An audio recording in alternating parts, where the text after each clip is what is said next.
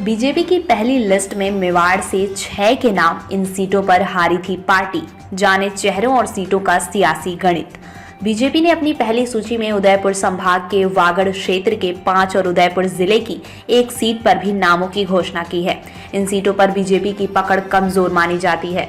राजस्थान में विधानसभा चुनाव का बिगुल बज गया है। निर्वाचन विभाग द्वारा राजस्थान में 23 नवंबर को चुनाव की घोषणा करते ही आचार संहिता लागू हो गई है। आचार संहिता के लागू होते ही भाजपा बीजेपी ने अपने प्रत्याशियों की पहली सूची जारी कर दी है।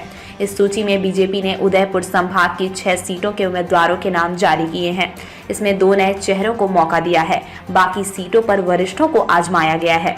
बीजेपी उदयपुर संभाग के वागड़ क्षेत्र की 5 और उदयपुर जिले की 1 सीट पर नामों की घोषणा की है। इन सीटों पर भाजपा की पकड़ कमजोर मानी जाती है। साथ ही सबसे बड़ी बात ये भी है कि 2018 के विधानसभा चुनाव में इन सभी 6 सीटों पर बीजेपी को हार का सामना करना पड़ा था। 84 और सागवाड़ा विधानसभा से बीटीपी के विधायक बने थे। वहीं डूंगरपुर बागी दौरा पर कांग्रेस और कुशलगढ़ सीट से निर्दलीय विधायक बना, जिसने कांग्रेस को समर्थन दिया। वहीं उदयपुर जिले की खेरवाड़ा विधानसभा, जहां कांग्रेस का विधायक है, बीजेपी की ओर से जो सूची जारी की गई है उसमें उदयपुर की खेरवाड़ा विधानसभा सीट से पार्टी के वरिष्ठ नेता नानालाल आहारी को यहां से एक बार फिर मौका दिया गया है। ऐसा इसलिए किया गया है क्योंकि 2003 से नानालाल आहारी यहीं से चुनाव लड़ रहे हैं। 84 सीट से सुशील कटारा को टिकट। नानालाल आहारी के सामने कांग्रेस के वरिष्ठ नेता डॉक्टर दयाराम परमार हैं।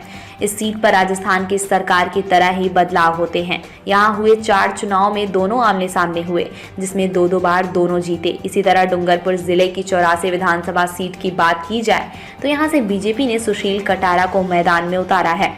कटारा बीजेपी सरकार में राज्य मंत्री भी रहे हैं। वो इसी सीट पर पिछली बार भी चुनाव लड़ चुके हैं, लेकिन बीटीपी विधायक राजकुमार रोत से उन्हें हार का सामना करना पड़ा। बता दें, ये वही राजकुमार हैं जिन्होंने आदिवासी समाज के नेतृत्व में भारतीय आदिवासी पार्टी बनाई है।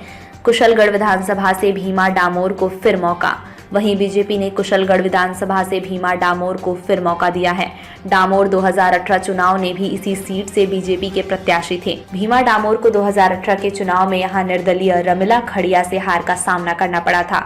रमिला खड़िया ने कांग्रेस को समर्थन दिया और सीएम अशोक गहलोत की करीबी भी मानी जाती है। वहीं बीजेपी ने बागी दौरा विधानसभा सीट से इस बार नए चेहरे के रूप में महिला को उतारा है। यहां से कृष्णा कटारा को मौका दिया गया है। यहां से पिछले 3 बार से लगातार महेंद्रजीत सिंह मालवीय जीतते आ रहे हैं। वे राज्य सरकार के इस कार्यकाल में मंत्री थे और अभी CWUC में सदस्य हैं।